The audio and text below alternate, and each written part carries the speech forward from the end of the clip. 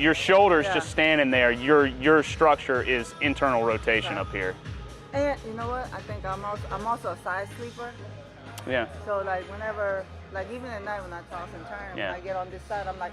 You sleep like this too? No, on the side. You're like up, okay, like yeah. Like so this, pecs and lats, they need to dig into the pecs and lats because those are internal rotators of the shoulder. So if those are tight, you're gonna stay like this. You see what I mean? Yeah. Jackie sent this to me, and again, so I don't have to do the research. I let them do the research, and then they send it to me, and then I just steal it as my ideas. This is basically a barbell smash.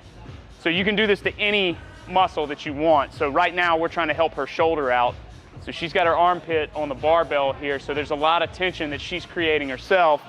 But then the intensification, you hold a weight, now let it relax. Really dig in there. So now she's letting it relax. She's got 6 kilos kind of pulling down on her vertically. So she's gonna hold it like that for a little bit.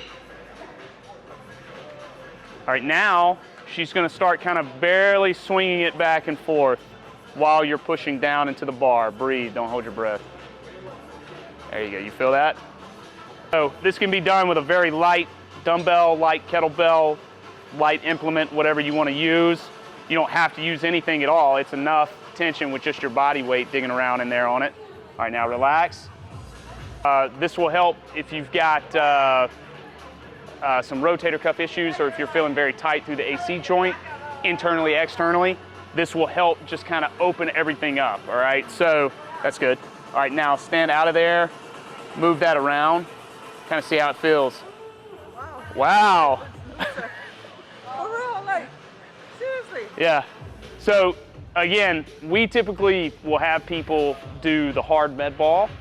We'll pec smash, so arm behind, pec, then we'll have them get on their armpit and then have them get on their side and get their lat and then go internally, externally rotating with the shoulder once they find some pressure points. This is another good option. You can do this during your warm-up. You can do this in between sets of stuff. So if you want to do like a corrective or a reset or a filler, whatever you want to call them between main sets, you can do something like this, or you can do it at the end of your session. And it'll just help try to keep the shoulder joint healthy, keep us moving healthy, and keep us able to lift, which is ultimately, that's the main goal. So the final verdict. It works.